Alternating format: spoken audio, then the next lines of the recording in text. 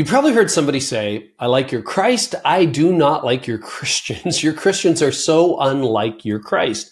Well, that quote, famously attributed to Mahatma Gandhi, is pretty brutal. But sadly, it's not uncommon. If you spend 2 minutes, literally 2 minutes, talking to almost anyone outside the Christian faith, you're almost certain to hear a list of complaints they have about Christians, not about Jesus, but about us, about you and me. And the problem isn't actually that people don't know any Christians. The challenge for the church is they do. Now, a lot of Christians might say we have an image problem. We're misunderstood, we're persecuted, right? But honestly, I don't think so. It's not so much an image problem, it's an integrity problem. Are we misunderstood on some issues? Sure.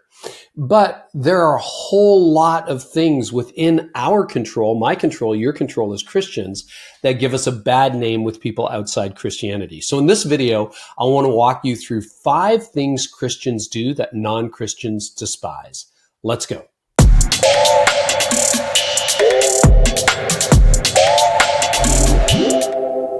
First thing we do that non-Christians hate is judge people.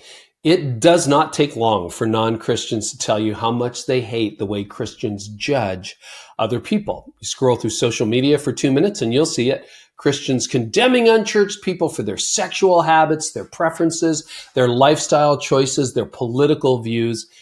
And I doubt that this is what Jesus had in mind when he gave his life in love for the world. Now, full disclosure, without the mercy and the intervention of Jesus, I am very judgmental. By nature, that's who I am. Years ago, though, I realized how devastating judgment and criticism can be to other people. So I'm in the middle of waging a lifelong battle against it, confessing it, repenting of it pretty much daily. Because here's what I realized. Very few people get judged into life change. Far more people get loved into it. And this hit me too. The presence of judgment almost always guarantees an absence of love and pretty much guarantees an absence of prayer. It's really hard to pray for somebody and to judge them at the same time. So think about it, right? In your marriage, in your friendships, at work, it's virtually impossible to love someone and judge them simultaneously. So the question becomes, well, what do? Start here. Look at your own mistakes. Look at your own sin and deal with your issues first. I have a long list of problems that I need to deal with. And when I do that, here's what happens. I encounter the God who loves and forgives me anyway. And then I'm freed to go and love with compassion and mercy other people. So here's the rule I try to live by. If I'm judging someone, I'm not loving them. I have to remind myself I can't do both at the same time. So imagine this for a minute. What if Christians stopped judging the world and started loving it instead? Because that is what Jesus did. Second thing non-Christians hate, our hypocrisy. Just if you want to, turn off non-Christians, be hypocritical. There's a word for Christians who say one thing and do another, and the word is hypocrite. It is far easier to call someone else a hypocrite than to say, you know what? I'm one. But here's the truth. As much as I hate it, I'm a hypocrite. My walk doesn't always match my talk. And I try to narrow that gap, but I got work to do. And here's what I've noticed. When I'm in a hurry, my natural impatience surfaces. And the last thing somebody needs to do is to be cut off by a Christian with a Jesus fish on their car, right? It gets worse. I'm not always a loving husband. I'm not always a kind father or a patient boss or even, honestly, a compassionate friend. Like you, I'm a mix of good and not so good. Romans 7:18 says, nothing good lives in me. Some days I think that could be my life verse, and honestly, it kind of is, right? So what do we do with that? Just stop pretending. Humble your talk. And make sure that it aligns with your walk. And then when we watch what we say, especially when we talk about our faith, just make sure that what we're saying is consistent with what we're doing. Owning your sin is different than living in it. Confession is never an excuse for complacency. So what's the fix? Well, I would say change both your walk and your talk. You want to walk closer with Jesus, be more honest and humble with your words.